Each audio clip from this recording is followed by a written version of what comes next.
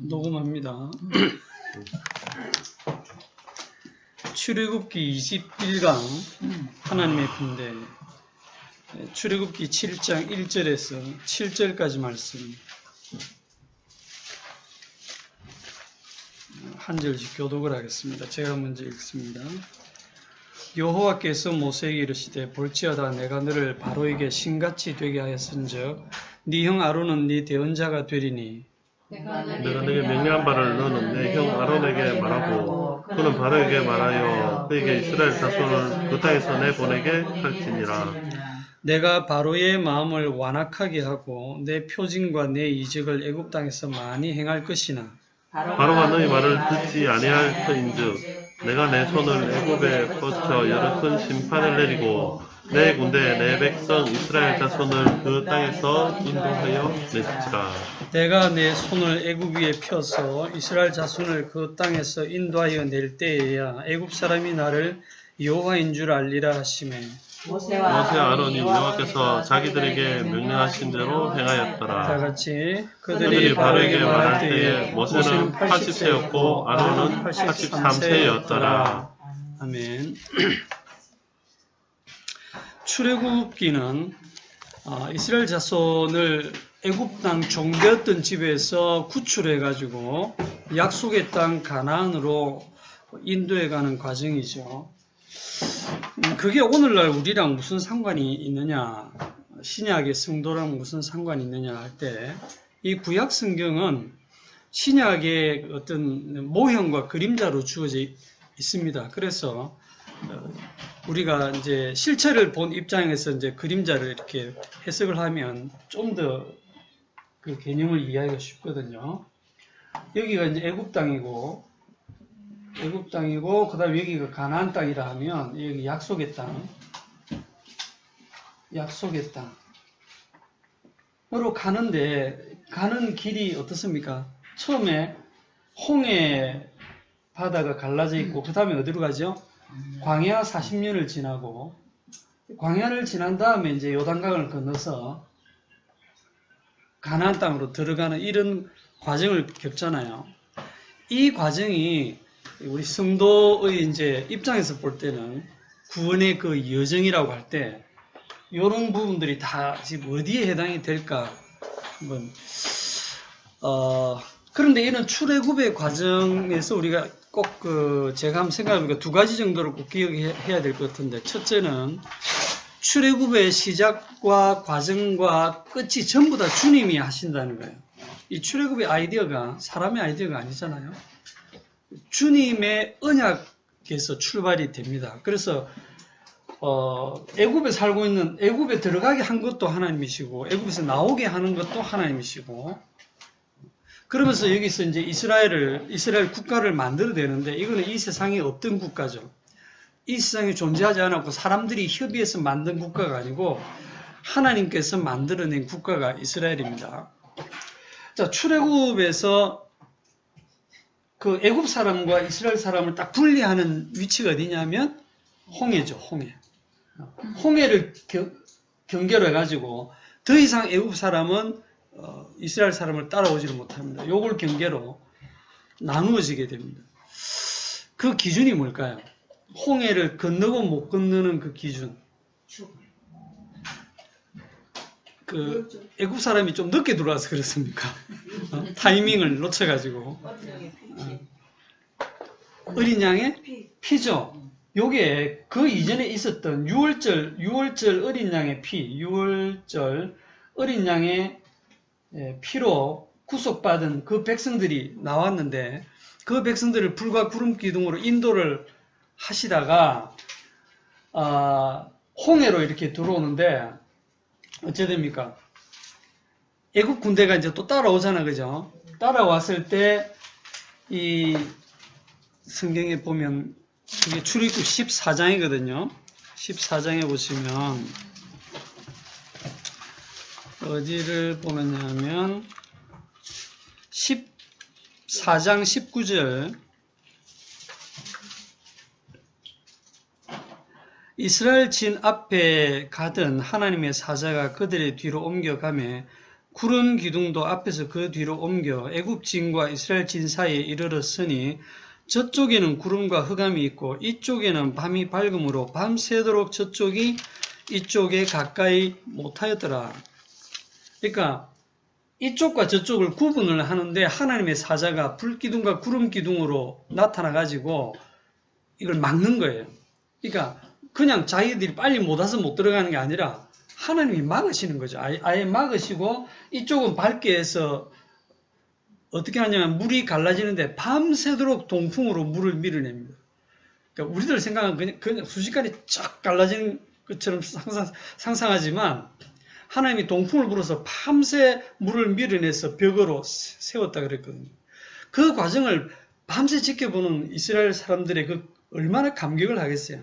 그리고 그 사이를 마른 땅으로, 땅이 이게 진 땅이 아니거든요. 아예 먼지가 날 정도의 마른 땅을 만들어서 드라이로 다 말려가지고 건너간단 말입니다. 진흙 같은 거 다 빠지죠. 근데 거기를 이렇게 마른 땅이라고 분명히 돼 있고 좌우에 물이 벽이 됐다 그랬어요. 그 사이를 이스라엘이 지나갑니다. 거의 다 지나갈 때쯤 돼서 애국 군대가 따라 들어오도록 하잖아요. 여기서 하나님 그 구름 기둥과 불 기둥이 상징하는 게 뭡니까? 구름 기둥, 불 기둥이 상징하는 거예요. 불, 구름 기둥. 불과 구름 가운데 나타나신 게 여호와의 사자잖아요. 그죠? 이게 오늘날 신약적으로 하면 이게 뭘까요? 그렇죠. 성령님이에요. 성령. 성령께서 홍해에 의해서 건너게 하고 못 건너게 해요. 그럼 이 홍해가 신약적인 뜻은 뭐가 되겠습니까? 이게 신약적인 뜻이 세례입니다. 세례. 세례로 거듭나는 겁니다. 이거를 제가 알레고리하게 해석하는 게 아니고 사도 바울이 그렇게 해석을 했습니다. 고린도전서 10장에 신약성경 고린도전서 10장을 가보시면 아시는 분도 있지만 우리 학생들은 전혀 모르기 때문에 성경을 좀 읽겠습니다. 고린도전서 10장 1절 2절을 볼게요. 형제들아 나는 너희가 알지 못하기를 원하지 아니하노니 우리 조상들이 다 구름 아래에 있고 바다 가운데로 지나며 모세에게 속하여 다 구름과 바다에서 세례를 받고 이렇게 되어 있죠. 그러니까 모세에게 속했다. 그러니까 이 그림을 이스라엘 사람 개개인으로 보는 게 아니라 이스라엘 그 60만 남자 20세 이상만 60만이고 여자와 아이까지 치면 그 200만에 해당되는 그 사람들이 모세 소속이 돼가지고 모세에게 속하여서 이 구름과 바다에서 세례를 받았다. 이렇게 지금 해석을 하고 있어요. 그럼 세례를 받는 건 또 뭡니까? 세례를 받는다고 하는 것은 이거는 로마서 8장에서 설명하고 있거든요.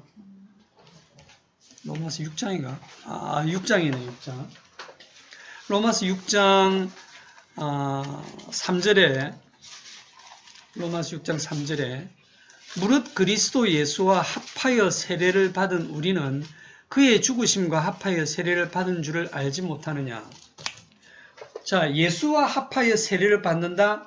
그게 여기서는 모세에게 속하여 세례를 받는다. 그렇게 지금 연결이 되는 거예요. 그러면 우리는 예수님은 2000년 전에 세례를 받으시고 십자가에서 그 십자가의 심판의 세례를 받으신 건데 죽으신 건데 우리는 지금 태어났잖아요. 예수님이 그 2000년 전에 그 일을 하시고 난 후 한참 후에. 그런데 우리가 어떻게 해서 그게 합해지느냐 이 말이죠. 여기 보면 이제 예수와 합하여 세례를 받는다 할 때 이 합하여 이거를 다른 말로 뭐라고 합니까? 연합이라죠. 연합. 그래서 세례를 다르게 표현하면 또 연합이다. 연합을 더 쉬운 말로 얘기하면 둘이 꽁꽁 묶는다 이 말입니다. 둘이를 꽁꽁 묶어서 둘의 운명이 같아지는 거예요. 그러니까 예수님에게 우리를 꼭꼭 묶어버렸어. 그걸 누가 한다고요? 성령의 띠로 성령께서 우리를 예수 그리스도와 연합시켜버리는 거예요. 그거 우리가 하는 거 아닙니다. 우리가 태어나기도 전에, 우리가 무슨 선이나 악을 행하기도 전에 이 사건은 벌써 2000년 전에 끝났어요. 지난주에 그렸던 그림하고 좀 유사한데, 이렇게 있으면, 이렇게 두 사람을 묶어버린다. 이게 묶어서 연합이 되면 운명이 같아지는데, 예수님이 십자가에 죽으시고 부활하셨다 할 때, 우리가 그 예수님과 묶여져 연합되어 있기 때문에, 우리도 그와 함께 같은 모양으로 죽고 부활한다는, 그거를 지금 얘기를 하는 거거든요. 옛날에 그 사람을 죽일 때 사형 방식 중에 하나가, 시체에다가 죄수를 묶잖아, 그죠? 그럼 어떻게 됩니까? 시체가 썩어가면서, 산 사람과 시체를 묶어 놓으면, 시체가 살아납니까? 산 사람이 죽습니까? 산 사람이 죽어요. 같이 썩잖아, 그죠? 이 죽음의 힘이 엄청 강해요. 그래서, 진짜 고통스럽게 죽어가잖아요. 그게 사도 바울이 말하는 이 사망의 몸에서 누가 나를 건져내려 하는 게, 그걸 두고 얘기를 하는 거거든요. 그런데, 예수님하고 묶어놓으면, 우리가 죽은 자인데 예수님하고 묶어놓으면 예수님이 죽는 게 아니고 우리가 사는 거예요. 예수님은 왜냐하면 이미 한번 죽으셨다가 부활하셔가지고 부활이요 생명이 되시기 때문에 그분과 우리를 묶어놓으면 마치 그 문둥병자를 만지면 부정해지잖아, 그죠? 그래서 문둥병자는 대제사장도 안 만집니다. 만지면 부정해지니까. 더러워지니까 안 만지거든요. 그런데 마태복음에 보면 예수님이 문둥병자를 손을 이래 딱 얹어서 낫게 했거든요. 일부러 손을 댔다니까요. 그럼 옆에서 보는 사람들은 부정해지는데 더러워지는데 하는데 딱 손을 댔는데 예수님이 문둥병이 옮겨지는 게 아니라 문둥병자가 깨끗하면 받아버리는 거예요. 그래서 예수와 연합되는 게 그런 겁니다. 죽고 살아난다. 예수와 함께 죽고 함께 살아난다 할 때 이거를 오해를 해가지고 여러분들이 내가 죽어야지. 그래서 내가 나를 죽이려고 하고 그래서 고행을 하고 수도 생활을 하고 금욕 생활을 하면서 나를 죽이려고 하는 그런 삶을 살면 안 돼요. 왜냐하면 그거는 예수님과 함께 죽었다는 걸 자기가 못 믿는 거예요. 그걸 부정하는 거예요. 예수와 함께 연합해서 죽었다고 하는 거는 우리 손을 떠난 거예요. 이미 2000년 전에 사건 종결. 끝났다니까요. 게임 끝났어요. 이미 결과 다 나왔어요. 그 우리가 바꿀 수 있는 게 아니란 말입니다. 그러니까 지금 우리가 뭐 새삼스럽게 고행을 하고 금욕을 하고 해서 내가 나를 날마다 죽이려고 하고 이렇게 하는 것 자체가 믿음이 없는 거고 십자가를 모독하는 행위가 되는 거예요. 자, 여기 애굽의 이 홍해 바다라고 할 때 이 바다는 뭘 상징하죠? 우리가 성경에서 주로 바다가 상징하는 게 그렇죠. 죽음이죠. 죽음. 바다가 상징하는 게 죽음이에요. 이 죽음의 세력을 아무도 못 이기거든요. 그래서 바다 속으로 들어간다? 이게 죽는 겁니다. 모세에게 속하여 함께 죽는 거예요. 그런데 이 건너편에 다 살아서 나오거든요. 부활하는 겁니다. 그 그림이에요. 그거를 지금 시각적으로 지금 하나님 보여주시는 거예요. 그런데 애굽의 군대는 어린 양의 피가 없는 애굽의 군대는 들어갔을 때 죽음을 못 이기고 다 죽는 겁니다. 그래서 이게 이제 제가 세례라고도 하고 거듭난다 할 때 이쪽이 6이고 이쪽이 0입니다. 홍해 바다 저쪽은 6이고 이쪽이 0이에요. 6에서 0으로는 절대로 못 건너옵니다. 육적인 방법으로는 절대로 못 건너와요. 어린 양의 피로 그거를 성령께서 연합시켰을 때, 적용시켰을 때 그걸 갖다가 요한복음 3장에서는 물과 성령으로 거듭나지 아니하면 하나님의 나라를 볼 수 없느니라 그렇게 얘기하잖아요. 물과 성령으로 물은 우리가 세례로 죽는 걸 얘기하고 결국은 같은 거예요. 그걸 다 성령께서 하시는 거기 때문에 성령이 불과 구름 기둥으로 이들을 인도한 것처럼 성령으로 말미암아 거듭난다. 이게 요 그림을 잘 보고 있으면 마치 창세기 1장 2절을 보는 것 같아요. 땅이 혼돈하고 공함이 흑암은 깊음 위에 있고 그게 죽음의 상태입니다. 그 위에 하나님의 신이 운행하시니라. 이 죽음의 바다 위에 하나님의 성령이 운행하고 계신 거예요. 역사하고 계신 거예요. 여기서 자기 백성을 살려내고 있는 겁니다. 그 그림입니다. 그러면 이쪽으로 건너온 사람이 들로 건너갈 수 있어요, 없어요? 못 건너가죠. 건너가고 싶다고 그리워하고 그래도 못 건너가요. 성령에 의해서 이미 거듭나버리면 다시는 육적으로 건너갈 수가 없어요. 건너갈 수 있다면 그 사람은 애초에 걷는 사람이 아니에요. 예.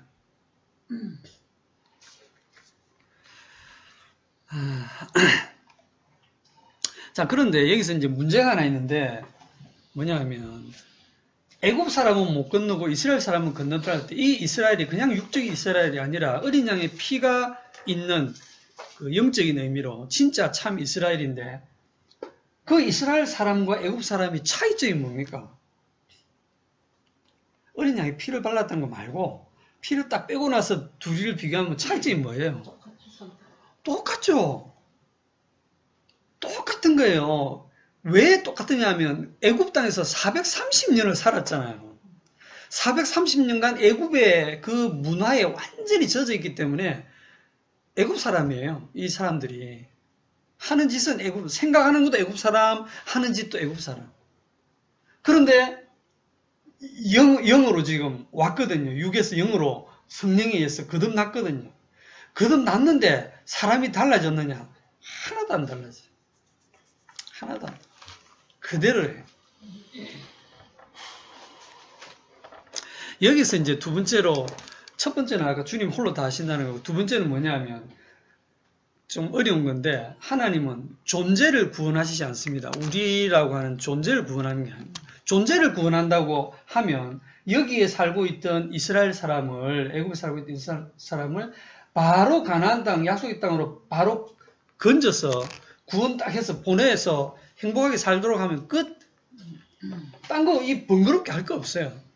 그런데 존재 구원이 목적이 아니기 때문에 홍해를 건너고 광야 40년을 돌려서 1세대 다 죽게 하고 요단을 건너서 가나안 땅에 들어가서 정복 전쟁을 하게 하고 그런 과정들이 있는 거예요. 그러니까 존재를 딸랑 구원하는 게 뭐와 같으냐면 그게 보통 우리들이 생각하는 거거든요. 내가 죽어서 좋은 데 간다 이 말은 지금 내가 그냥 그대로 죽어서 좋은 데 간다는 거예요. 내 존재가 그냥. 모든 사람들이 구원의 생각이 그거예요. 내가 지금 죽으니까 죽어서 나는 좋은 데 갈 거야. 이게 그냥 존재 구원이거든요. 근데 그런 구원은 성경에 없어요. 그냥 이쪽에서 저쪽으로 옮겨놓는 그런 구원은 성경에 없고요. 왜 홍해를 지나고 광야를 지나고 가나안 땅에 가서 정복 전쟁을 하고 하느냐 하면 그걸 보면 이게 전쟁입니다. 전쟁이라고 하는 그 치열함 속에서 구원이 이루어지고 있어요. 잘 들으셔야 돼요. 전쟁. 이 전쟁은 어디서 예고되어 있냐면 창세기 3장 15절에 이미 예고되어 있어요. 내가 너로 여자와 원수가 되게 하고, 원수는 대적입니다. 전쟁 상대예요. 내가 너로 여자와 원수가 되게 하고 네 후손도 여자의 후손과 원수가 되게 하리니 여자의 후손은 네 머리를 상하게 할 것이요 너는 그의 발꿈치를 상하게 할 것이니라. 이게 역사 전체에 깔려 있는 겁니다. 그러면 역사 전체는 여자의 후손과 뱀의 후손의 싸움터가 되는 거예요. 그 싸움이 계속 이 여호와의 전쟁으로 지금 일어나고 있고 이게 아브라함 언약에 오면 좀 더 구체적이 돼가지고 그날에 여호와께서 아브라함과 더불어 언약을 세워 이르시되 창세기 15장 18절에 내가 이 땅을 애굽 강에서부터 유브라데까지 네 자손에게 주니니 해가지고 그 애굽의 그 17족속을 쭉 얘기를 합니다. 그 땅으로 간다. 그러니까 그 약속의 땅이 그냥 아무도 없는 나대지가 아니고 이미 정착민이 있잖아요. 거기를 가서 그들을 다 쫓아내고 진멸하고 그 땅을 차지하게 해준다. 이게 전쟁이잖아요. 자, 애굽을 나올 때도 전쟁입니다. 바로가 안 보내주니까 바로하고 전쟁을 하는 거예요. 그리고 광야를 지날 때 또 누구랑 전쟁합니까? 그렇죠. 아말렉이랑 전쟁을 해요. 그리고 가나안 땅에 들어가서 7족속과 전쟁을 합니다. 전부 전쟁입니다. 이스라엘 탄생부터 과정, 약속의 땅에 들어갔을 때까지 이 전 과정이 전쟁으로 이루어져 있어요. 그래서 전쟁을 통해서 구원이 이루어진다고 하는 것은 구원 자체가 목적이 아니라 전쟁을 통해서 누가 주님이냐를 계속 말씀하고 계신 겁니다. 자, 오늘 본문 4절로 가보시면 출애굽기 7장 4절.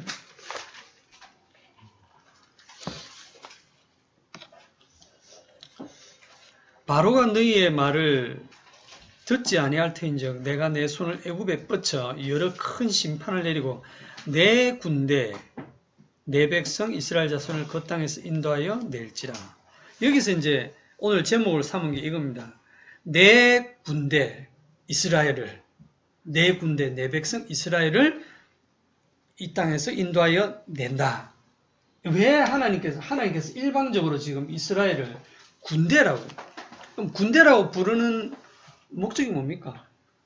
군대는 전쟁을 위해서 존재하잖아, 그죠? 여호와의 전쟁을 수행할 군대다. 그런 뜻이거든요.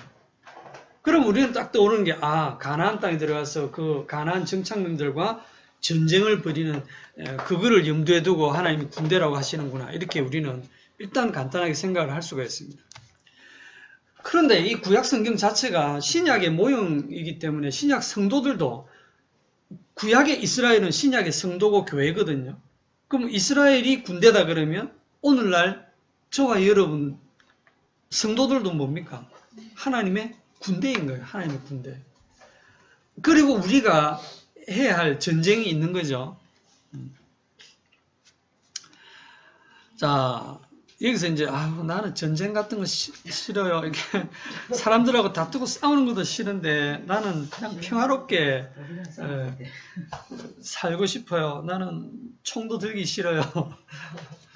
그렇게 말할 처지가 안 되고, 우리는 전쟁을 하기 싫은데 이미 전쟁터에 휘말린 거예요. 이미 여기 광야로 인도돼서 홍해 바다에 온 이 순간부터 난 전쟁 싫어요 해봐야 소용없어. 여기서 잘못하면 바로 이 군대에게 죽임 당할 수밖에 없는 그 상태로 주님이 몰아넣기 때문에 여러분들이 전쟁 싫다, 나 여호와 전쟁 같은 거 안 할래, 나는 하나님의 군대 안 할래, 이게 안 돼요.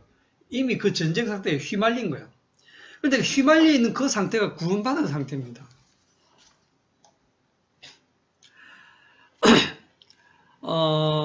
자, 이 여호와의 군대가 애굽 땅을 나와서 처음 전쟁을 어디서 합니까?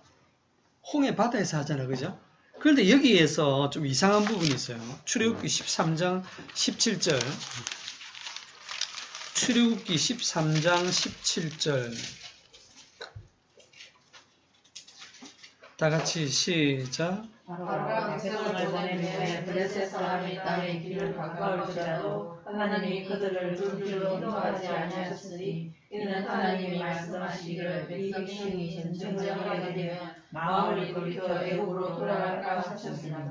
네, 지금 바로가 백성을 보낸 후에 블레셋 땅을 지나가면 금방 가나안 땅을 가는데 글로 안 보내시는 이유를 하나님 뭐라고 설명하느냐면, 이 백성이 전쟁을 하게 되면 마음을 돌이켜 애굽으로 돌아갈까 싶어서 18절에 그러므로 하나님이 홍해의 광야길로 돌려서 백성을 인도하시며 이스라엘 자손이 애굽 땅에서 대회를 지어 나올 때, 그래가지고 이렇게 바로 안 가고 밑으로 돌아서 이 홍해 바다로 간단 말입니다. 우리가 이 구절만 딱 읽으면 전쟁하면은 백성들이 그냥 전쟁하기 싫어서 돌아갈까 싶어서 하나님이 이렇게 홍해 쪽으로 돌렸다고 하니까 아마 이 이후로는 전쟁이 없을 것 같지 않습니까? 이 말씀들을 한다면 전쟁이 없이 곱게 평화롭게 빙 둘러서 이렇게 간다, 이런 예상이 되잖아요.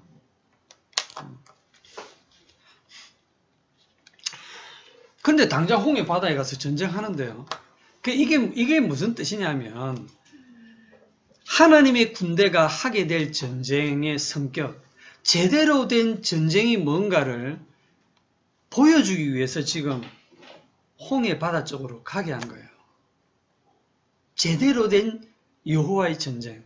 그럼 제대로 된 여호와의 전쟁은 무슨 전쟁이냐? 세상에서 하는 전쟁 방식은 힘으로 합니다. 이쪽이 숫자 많고 좋은 무기 있고 훈련 잘 돼 있고 그럼 이기잖아, 그죠? 그런데 여호와의 전쟁은 전혀 그런 게 아니에요. 여호와의 전쟁의 성격을 미리 얘기하면 주님 홀로 다 하시는 거예요. 주님 혼자 다 하시는 거예요. 아니, 군대는 그럼 말하고 있는데 군대는 주님 혼자 다 했다는 거 그 자리에서 목격하는 증인으로 삼으시는 거예요. 이게 되게 싱겁게 들리지만 현장에 있는 이 사람들은 장난 아니거든요. 이 현장에 휘말린 이 사람들은 진짜 죽을 맛이라니까요. 어느 정도 죽을 맛인지 봅시다. 출애굽 14장 10절. 이게 현실로 여러분들이 이 현장에 들어갔다고 한번 생각을 해보세요.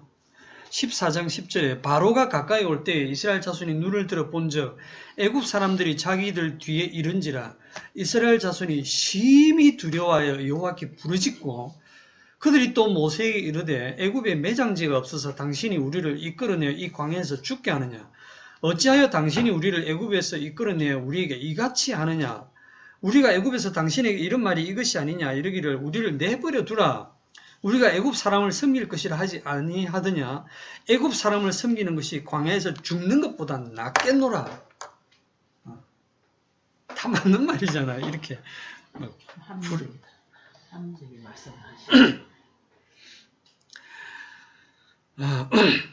그런데 여러분이 여기에 가면 요를 해주셔야 돼요. 여러분도 이 현장에 가시면 심히 두려워하고 이렇게 부르짖고 막 모세를 원망하고 이렇게 하셔야 됩니다. 하겠지. 네, 이래 하게 돼 있어요. 이래 한다고 하나님이 야단하시는 게 아닙니다.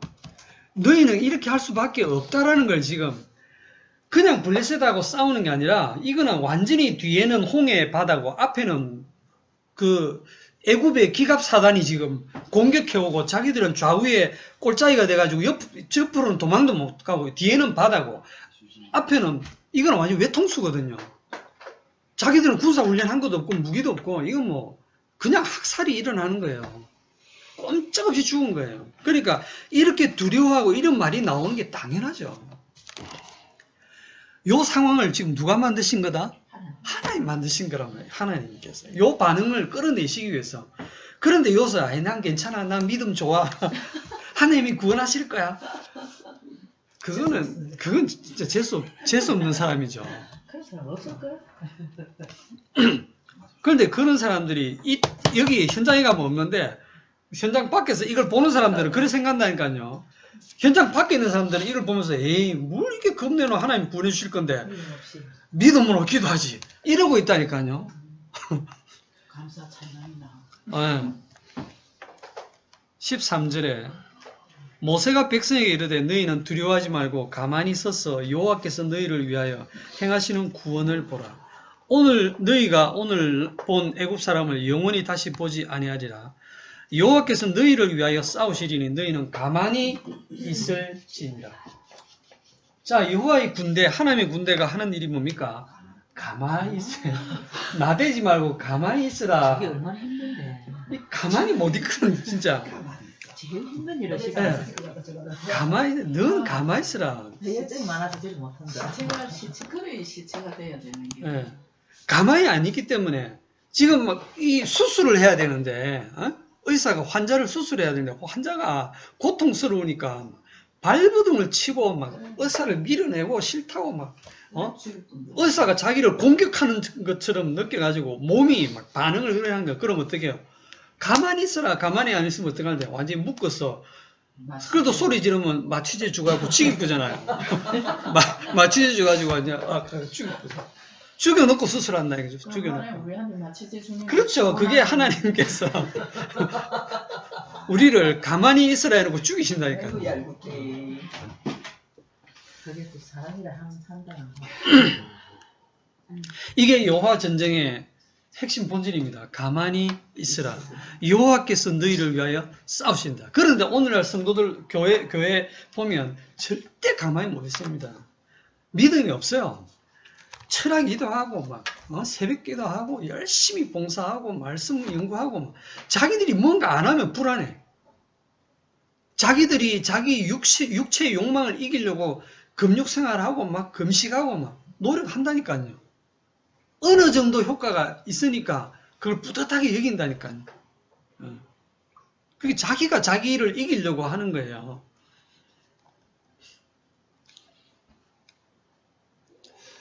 출애굽기 14장이 지나고 나중에 15장에 가보면 애굽 하나님의 군대인 이스라엘이 한 거는 아무것도 없어요. 한 거랑은 원망하고 막 심히 두려워하고 벌벌 떨고 막 그런 거밖에 없어요. 바로의 군대를 무찌른 건 누굽니까? 하나님 혼자 다 했어요. 구름기둥, 불기둥을 막고 이쪽 저쪽 나누고 밤새 동풍으로 밀어내고 건너게 하고 다시 물 합체하고 죽이고 하나님 혼자 다 혼자 다. 그래도 우리가 건넜다 아닙니까? 이래서 하면 안 됩니다. 인간들 그런다니까. 내 두 발로 그래도 건너지 않습니까? 맞아야 되냐. 그 이야기를 하거든요. 하거든요. 실제로 인간들이. 실제로 목회자들이 그 이야기를 하거든요.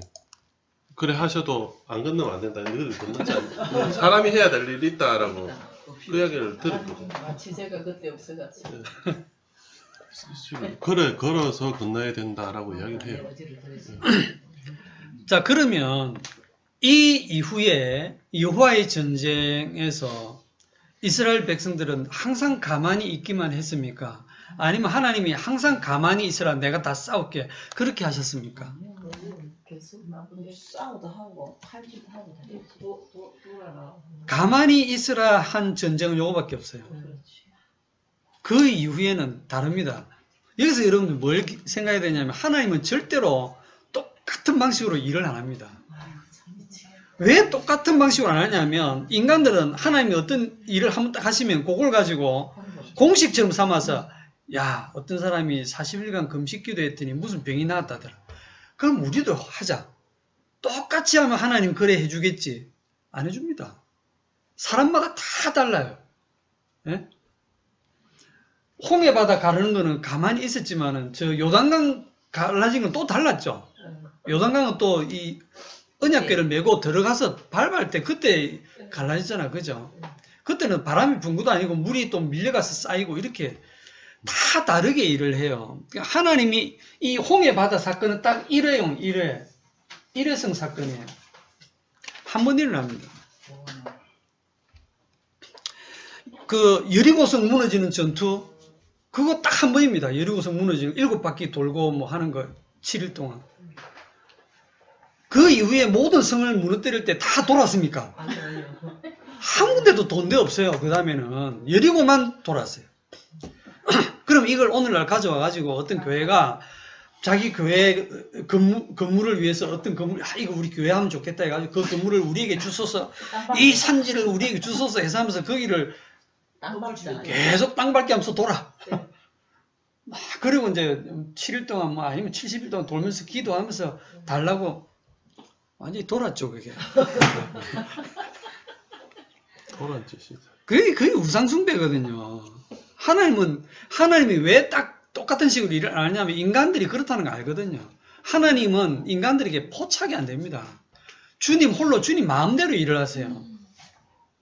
그러니까 주님의 일하심에 공식이 없어요. 내가 열심히 기도하니까 하나님 들어주시더라. 그거 아니거든요. 일방적으로 하나님이 기도하게 하셔서 이루어 주시기도 하고 그렇게 일을 하시거든요. 근데 이게 예를 들어서 저도 옛날에 경험이 많지만 누가 이리 막 배가 아파서 내가 손을 얹고 기도를 했는데 나았단 말이죠. 그러면 그게 경험이 딱 돼가지고 그 다음에 누가 아프면 손을 얹어요.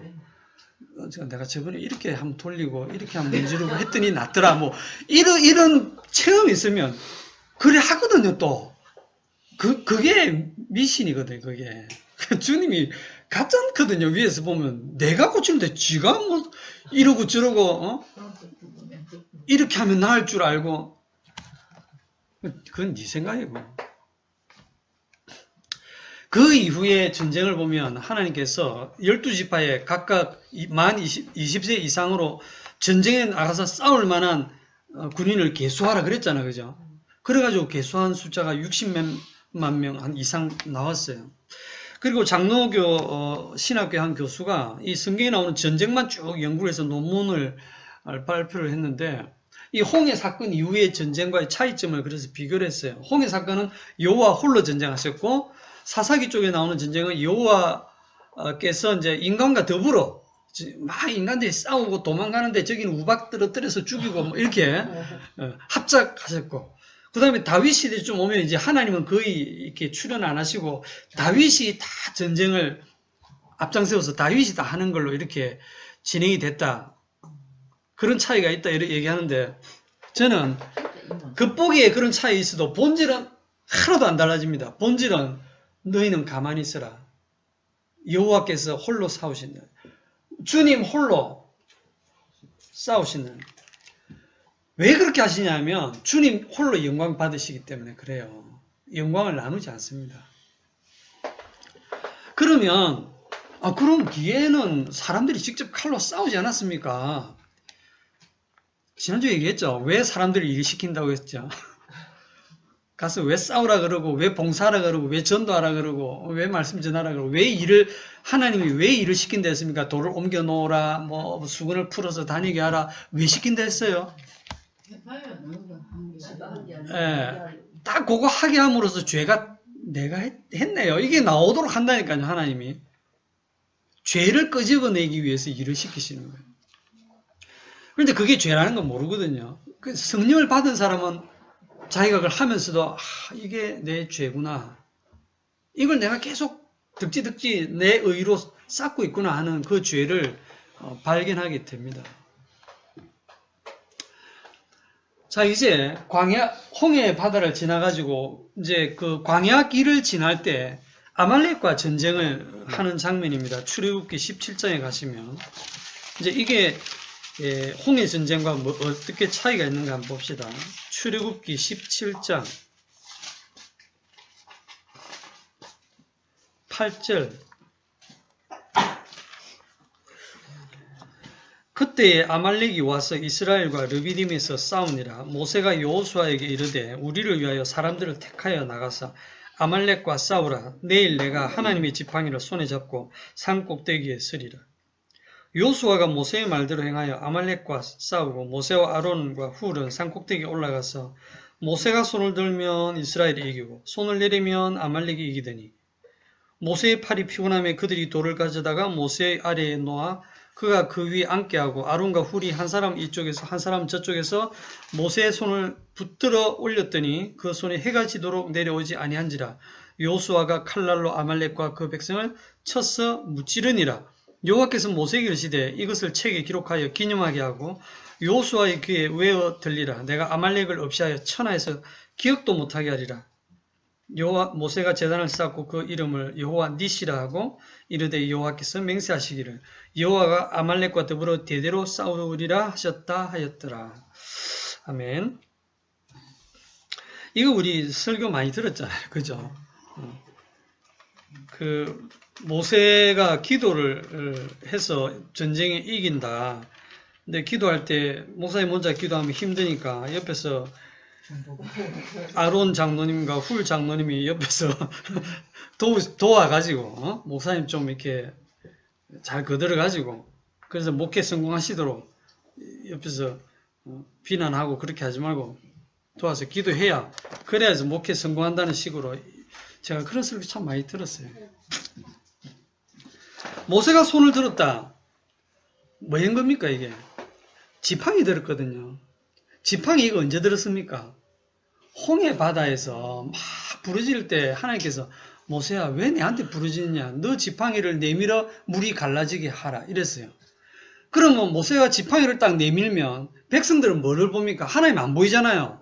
모세가 지팡이 내밀 때부터 물이 쫙 갈라지는 게 보이거든요. 와 모세 지팡이 이것만 보는 거예요.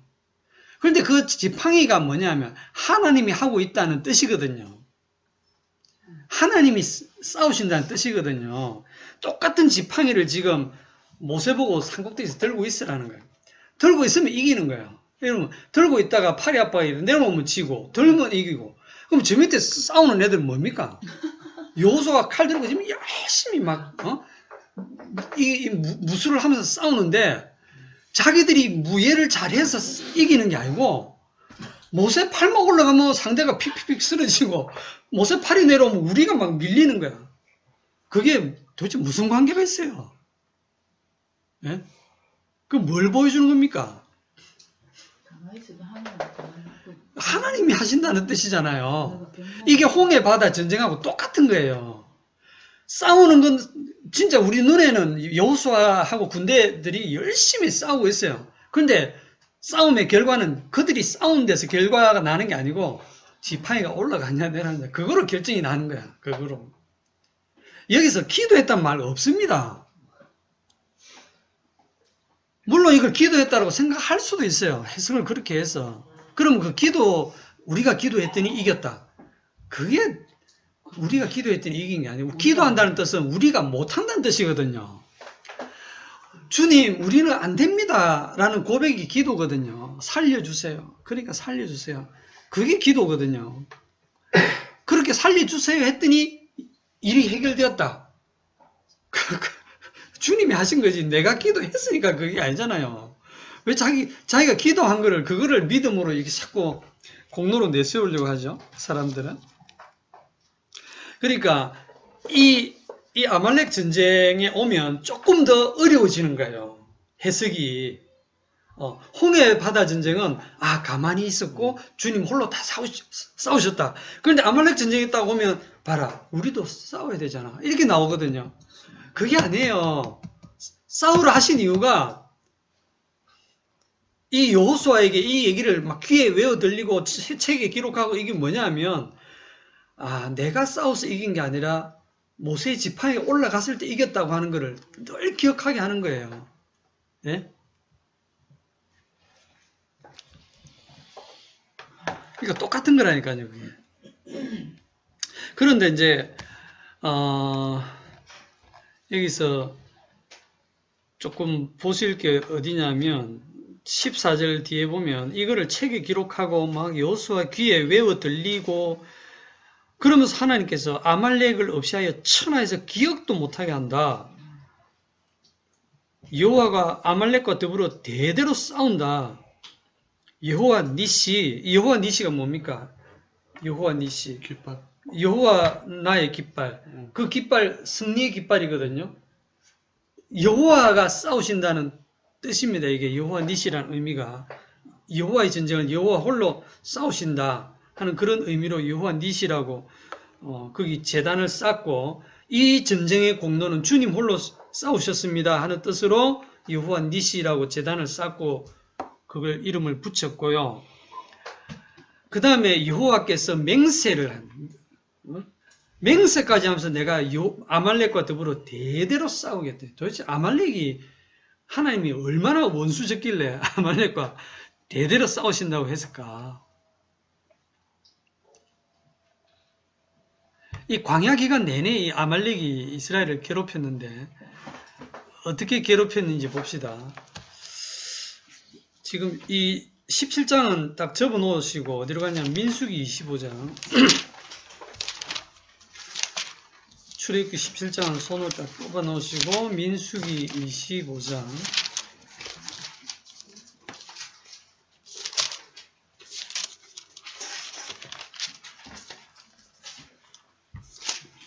민수기 25장 17절 맞나? 15장 17절 아닌데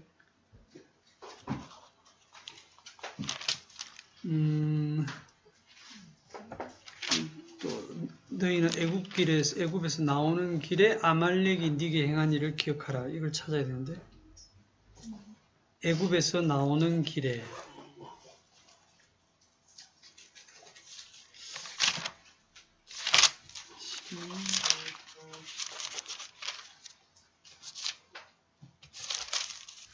한번 검색을 한번 해보세요. 신명기입니다. 잘못했네요. 신명기 25장 17절이네요. 예.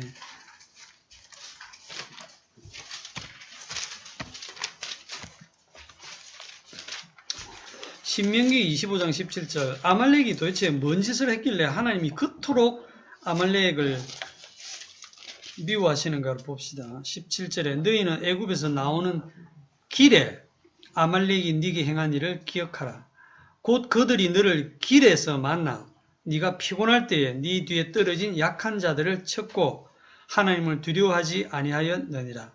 그러므로 내 하나님 여호와께서 네게 기업으로 주어 차지하게 하시는 땅에서 네 하나님 여호와께서 사방에 있는 모든 적군으로부터 네게 안식을 주실 때에 너는 천하에서 아말렉을 완전히 도말해서 아말렉에 대한 기억을 지워버리라. 너는 잊지 말지니라. 신신당부하고 있습니다. 아말렉이 뭔 짓을 했죠? 아말렉이 한 짓이 지금 여기 나와 있잖아요. 17절에. 지금 애굽 땅에서 나와가지고 가나안 땅까지 가는 그 애굽에서 나와가지고 가나안 땅까지 가는 그 광야 길이죠. 광야 거기에 지금 두 번이나 나옵니다. 광야 애굽에서 나오는 길에 그들이 너를 길에서 만나.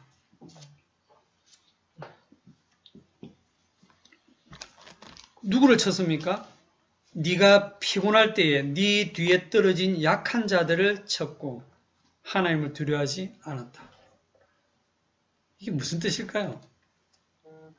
이게 오늘날 우리가 하나님의 군대라면 우리가 지금 아말렉과 싸워야 되는데 물론 하나님이 다 싸우시지만 그 아말렉이 오늘날 뭐냐 하는 것을 지금 얘기하려고 하는 거예요. 오늘날 아말렉이 누구냐? 교회 가는 거 못 가게 말리는 시어머니냐? 오늘날 아말렉이 술 먹고 계속 괴롭히는 남편이냐? 도대체 누가 아말렉? 오늘 우리 주변에 아말렉이 어디 있어요? 아말렉. 이게 구약에만 있는 거다 생각하시면 안 돼요. 성경은 항상 현재화시키거든요. 하나님께서 내가 대대로 아말렉과 싸우겠다 그랬어요. 애굽에서 나와가지고 가나안 약속의 땅까지 들어가는 그 길, 이 광야 40년이 뭡니까? 이 광야 40년을 우리 인생으로 보잖아요, 그죠? 우리 육체를 입고 살고 있는 그 인생을 지금 광야 40년으로 보거든요. 그 인생길에서 너를 만나 네 뒤에 떨어진 약한 자들을 쳤다. 이 약한 자들을 칠 때 하나님 뭐 했노? 그런 생각 안 드세요?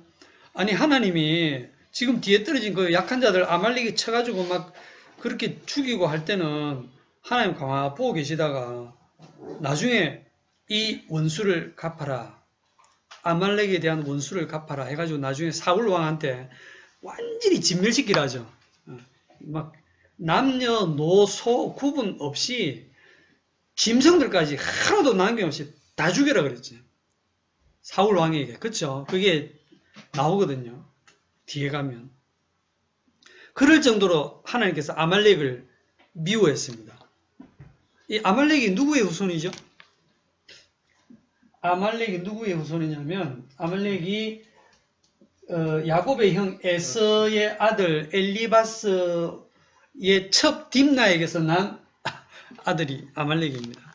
그러니까 사실 따지고 보면 일가 친척이거든요. 야곱의 그 후손하고 형 에서의 후손이니까 완전한 이방인도 아니고 어찌 보면 사촌간이고 뭐 그렇잖아요. 그리고 길 가는데 지치고 피곤한데 섭격해가지고 막 죽이고 이랬거든요. 형인데. 그러면 이 아말렉이 오늘날 뭐냐 하는 것을, 자, 출애굽기 17장으로 다시 가시면,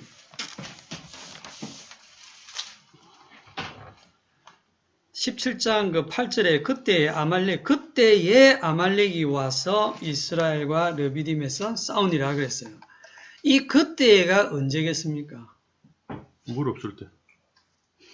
예, 그 위에 보시면 17장 1절에 이스라엘 자손의 온 회중이 여호와의 명령대로 신광야에서 떠나 그 노정대로 행하여 르비딤의 장막을 쳤으나 백성이 마실 물이 없는지라 백성이 모세와 다투어 이르되 우리에게 물을 주어 마시게 하라. 모세가 그에게 이르되 너희가 어찌하여 나와 다투느냐? 너희가 어찌하여 여호와를 시험하느냐? 거기서 백성이 목이 말라 물을 찾으며 그들이 모세에게 대하여 원망하여 이르되 당신이 어찌하여 우리를 애굽에서 인도하여 내어서 우리와 우리 자녀와 우리 가축이 목말라 죽게 하느냐? 이게 어디서 일어난 일입니까? 이게 신광야 르비딤에서 일어난 일이거든요. 요게.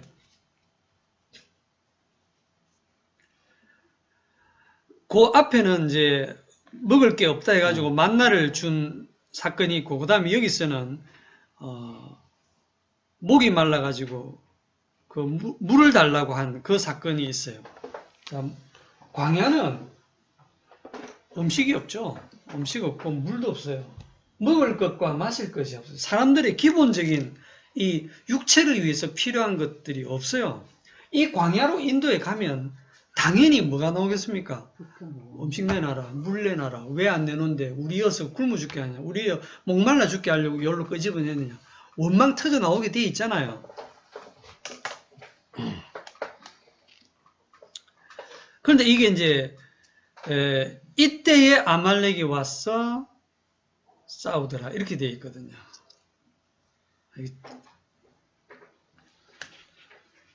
혹시 눈치를 못 채시겠어요?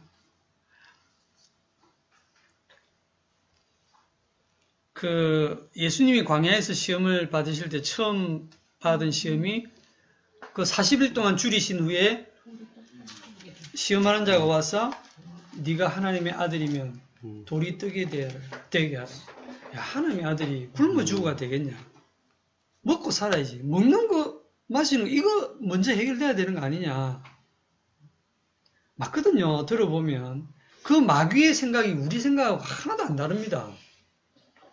지금 먹는 거와 마시는 문제로 다투는 이게 아말렉이에요. 먹는 것과 마시는 것으로 자기 육체를 위해서 다투고 있는 이게 그 육신의 소욕, 우리가 아까 애굽은 6이고 이쪽은 0이라 할 때 건너왔을 때 사람은 하나도 안 달라졌다 그랬죠. 그냥 애굽 사람이 그냥 온 거야. 애굽 사람의 그 속성을 그대로 가지고 온 거예요. 그냥 먹고 마실 것만 있으면 족한 줄 아는, 그것만 원하는 그런 애굽 사람이 지금 넘어온 거예요. 여기에 하나님의 영이 지금 함께하고 있는 겁니다. 그러면 여기서 이미 전쟁이 일어나는 거예요. 육신의 소욕과 성령의 소욕이 싸우고 있는 거예요. 옛 사람과 새 사람이 싸우는 겁니다. 그러니까 이 아말렉 전쟁이 보여주는 건 뭐냐면 음식이 없고 물이 없는 그 전쟁이에요. 로마서 6.7점 어디요? 로마서 6.7점 싸우는 거예요. 그쵸.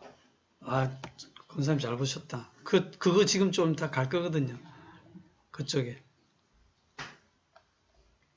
그래서 이 아말렉의 전쟁은 오늘날로 치면은 우리가 육적으로 겪고 있는, 아무리 복음 그래도요. 또 여러분들이 살기 힘들고 집안이 망하고 교통사고 나서 막 병원에 입원해서 치료비가 엄청 들고 장사 안 되고 직장에서 쫓겨나고 자식이 문제가 생기고 이러면 복음이 어디 있습니까? 원망 터져 나오잖아요. 원망 터져 나온다니까요. 그럼 어찌해야 됩니까? 원망해야죠. 죽음의 종로를 아니, 하고 있는. 그러니까 배가 배고프다 하고 목마르면 목말대 나 참아야지. 그렇게 하는 게 아니거든요. 고린도전서 10장을 한번 가봅시다. 믿음으로 승리를 열심히 그래 하는 사람들이 바리새인들인데 그게 독사의 자식들입니다. 고린도전서 10장 10절 읽어봅시다. 시작. 그들 가운데 어떤 사람들이 원망하다가 멸망시키는 자에게 멸망을 했나니 너희는 그들과 같이 원망하지 말라. 11절. 그들에게 일어난 이런 일은 본보기가 되고 또한 말세를 만난 우리를 깨우치기 위하여 기록되느니라. 예. 아마 100이면 100 이걸 어떻게 해석하냐면 그들 가운데 어떤 사람들이 원망하다가 멸망시키는 자에게 멸망하였나니 이게 광야에서 일어난 사건이잖아요. 원망하다가 막 뱀에게 물려 죽고 뭐 그랬다는 걸 앞에 다 기록되어 있습니다.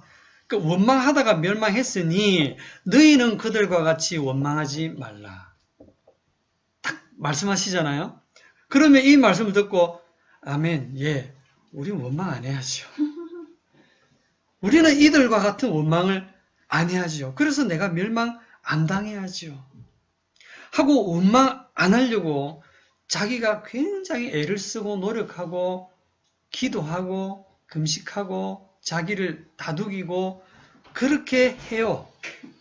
겉보기에 굉장히 신앙생활을 잘하고 있는 것처럼 보여요.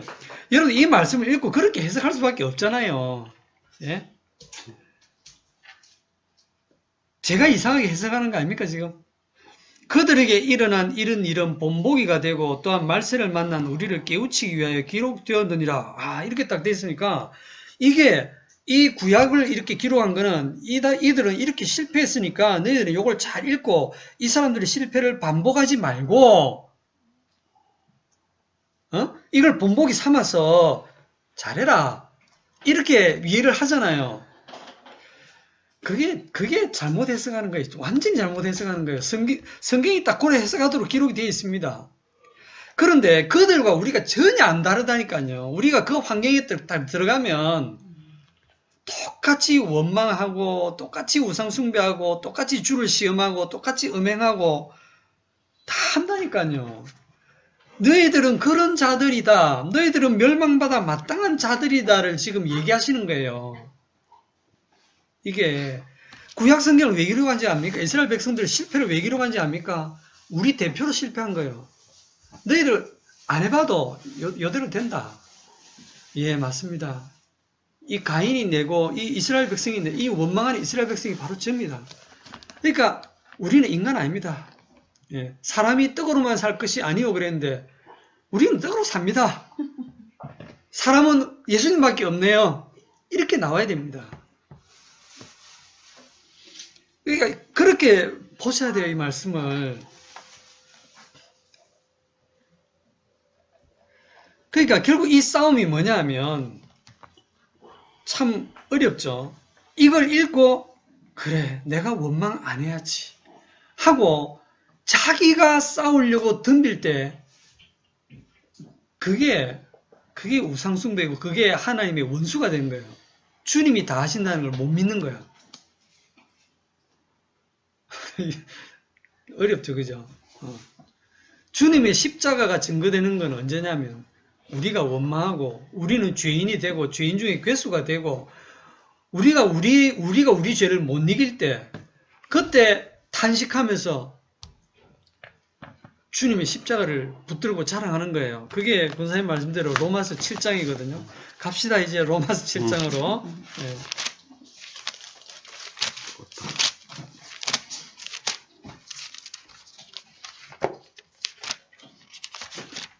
오늘날의 아말렉이 우리 속에 있습니다.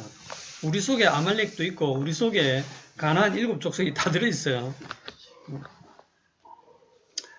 로마서 7장 21절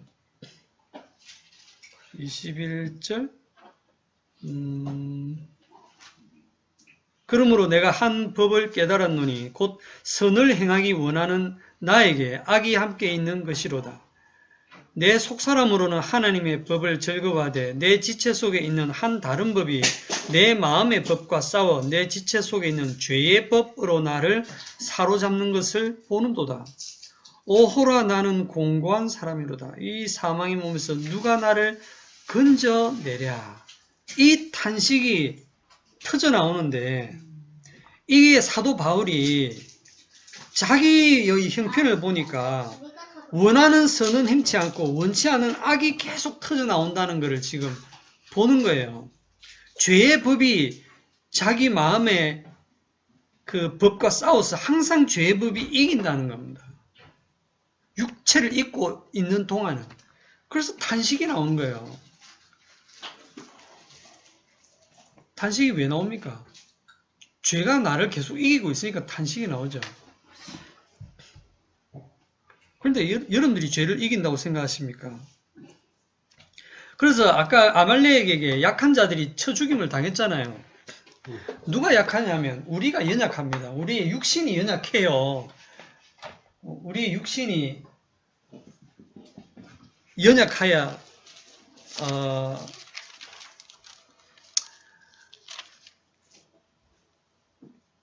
율법이 육신으로 말미암아 연약하여 할 수 없는 그것을 하나님은 하시나니. 그게 8장 3절인데 로마서. 육신이 연약하기 때문에 절대로 율법으로는 의롭게 될 수 없는데도 불구하고 우리는 이 육신으로 자꾸 율법을 지켜서 내가 의롭게 되려고 한단 말입니다. 선악과 먹고 난 다음에.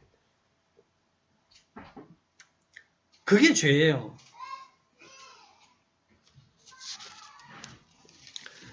그래서 사도 바울 같은 탄식이 터져나오는데 탄식과 동시에 그 다음에 뭐가 나옵니까? 25절에 우리 주 예수 그리스도로 말미암아 하나님께 감사하리로다. 그런즉 내 자신이 마음으로는 하나님의 법을 섬기고 육신으로는 죄의 법을 섬긴다. 이런 이중적인 애가 어딨노? 이렇게 생각하지 마세요. 이게 우리 실존입니다. 여러분 일주일 동안 사시면서 무슨 여러분이 하나님의 법을 섬기고 하나님의 영광을 위해서 삽니까? 먹고 사는 걸 위해 살잖아요. 밥 먹고 살기 위해서 일주일 내내 살잖아요. 아휴, 복음을 알아도 아무 소용없다는 걸 알잖아요. 죄의 법을 섬기고 있거든요. 그런데 복음이 좋거든요.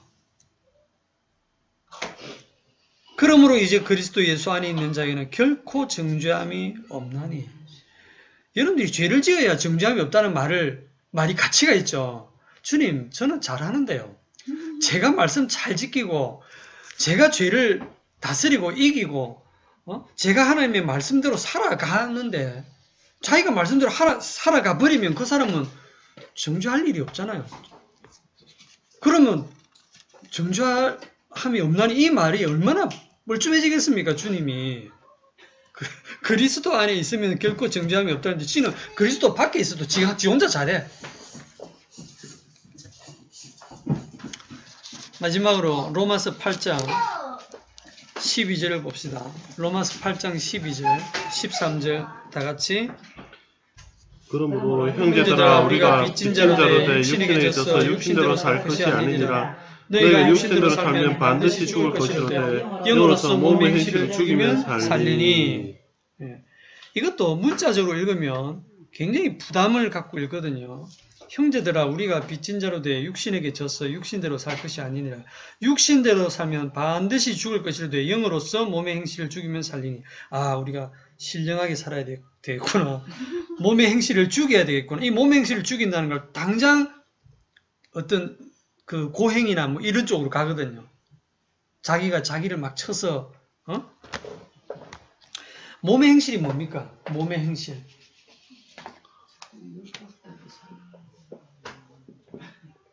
여러분 몸에서 나오는 모든 행실이에요. 여러분 몸이 죄의 몸이거든요. 그 몸에서 나오는 모든 행실입니다. 그럼 그 몸에서 나오는 행실이 늘 도둑질하고, 늘 간음하고, 늘 미워하고, 늘 욕하고 그럽니까? 아니요. 다른 사람 불쌍히 여기기도 하고, 옥수수 사오기도 하고, 옆 사람 도와주기도 하고, 청소를 하기도 하고, 커피를 내리기도 하고, 좋은 행실 많습니다. 양심에 따라 또는 율법에 따라서 사는 착한 행실도 있다니까요. 우리가 생각하는 착한 행실들이 많다니까요. 그거를 우리는 그거 말고 우리에게서 나오는 음탕한 생각, 뭐 아주 미워하는 그런 마음, 시기하는 그런 마음, 그런 데서 나오는 행실만 죽이라는 줄 알죠? 아닙니다. 여러분 몸에서 나오는 모든 행실을 죽이라는 거예요. 그 죽이라는 게 뭐냐면 그게 모두 십자가 앞에서 죄라고 하는 걸 고백하는 거예요. 그래서 더 이상 그 율법 행위로 어렵게 되려는 거기서 노임받는 거예요. 그 죽은 행실에서 우리를 구속해 주셨잖아요. 주님이 십자가로. 죽은 행실. 그 죽은 행실이 우리 몸에서 나오는 모든 행실입니다. 그래 여러분 마음이 내켜서 선한 일을 하더라도 이것도 이렇게 선한 죄를 짓는구나. 뭐 그 말이 되는지 모르겠지만은 이쁜 죄? 이렇게 사람들이 보기에 이쁜 죄를 지으면서 내가 사람들에게 인정받으면서 뿌듯해하는 이런 죄를 짓고 있는구나. 야, 정말 사악하다. 십자가 없으면 나는 가망이 없구나. 알겠습니까? 여러분 속에 아말렉이 계속 여러분의 몸을 가지고 네가 똑바로 살아야 돼. 네가 말씀대로 살아야 돼. 네가 바르게 해야 돼. 그것과 여러분들은 주님께서 그것과 대대로 싸우시는 거예요. 거기에 여러분들이 약속의 땅에 가기까지 계속 그 싸움은 계속 되거든요. 그때 여러분에게 탄식이 나오지만 결국은 뭘 찬양하냐면 그리스도 우리 주님으로 말미암아 찬양하리로다. 그렇게 해서 십자가만 증가하는 여러분들의 삶이 되기를 바랍니다. 기도합시다.